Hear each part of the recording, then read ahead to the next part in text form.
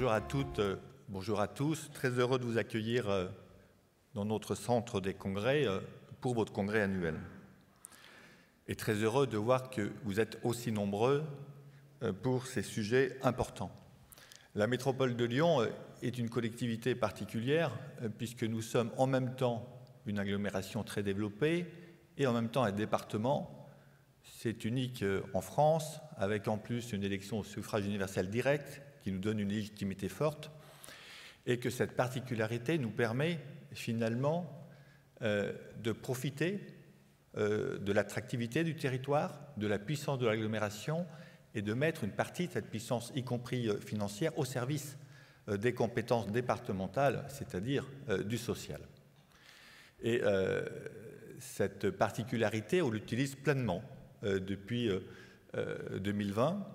C'est par exemple la création d'un revenu de solidarité pour les jeunes de 18 à 24 ans qui nous a permis d'accompagner 2500 jeunes en très grande précarité pour qui il n'y avait pas de solution d'accompagnement et de leur verser en quelques jours une aide mensuelle de 420 € et de commencer un accompagnement de ces jeunes qui étaient souvent pas dans les radars pour leur trouver des solutions de formation, d'emploi, pour lever les freins de santé, parfois psychiques, parfois de logement.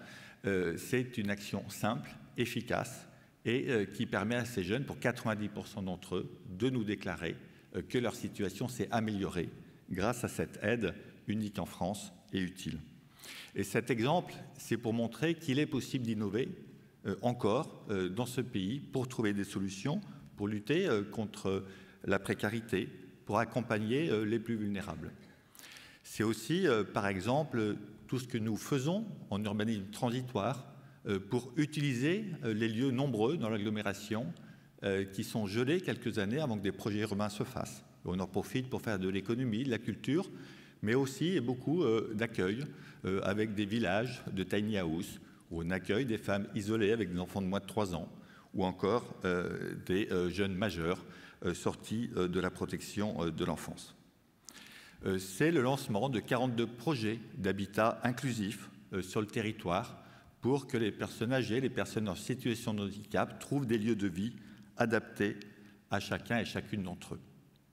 C'est, à Tassin-la-Demi-Lune, le soutien à la première maison du répit qui a été faite en France, qui permet d'accompagner les aidants sans qui il n'est pas possible de faire tenir notre société.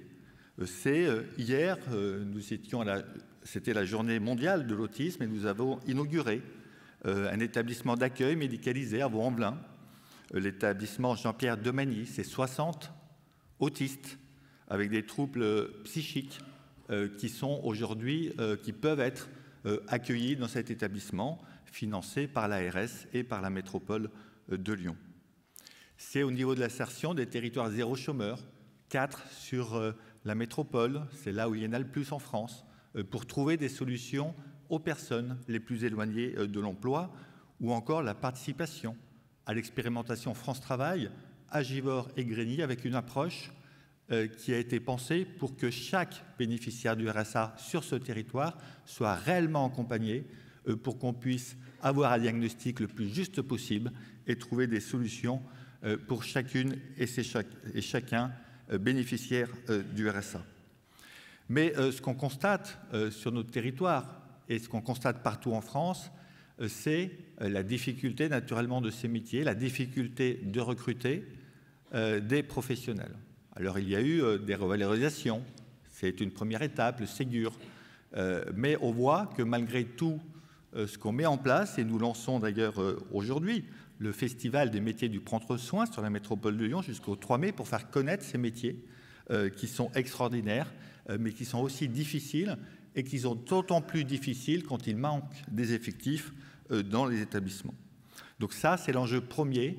Sans traiter la question des professionnels de santé, on ne pourra pas avoir une politique sociale plus efficace.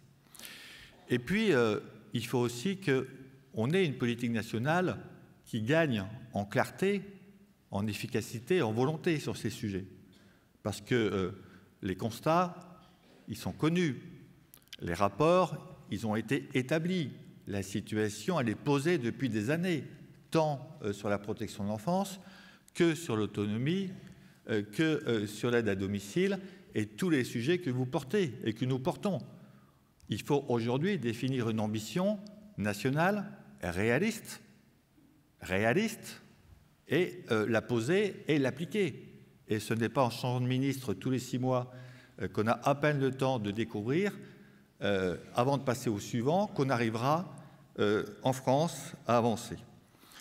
Et puis, nous sommes dans des situations à risque. Ce sont les départements qui portent ces politiques sociales. Et la situation économique des départements n'a jamais été aussi fragile, avec notamment la crise de l'immobilier.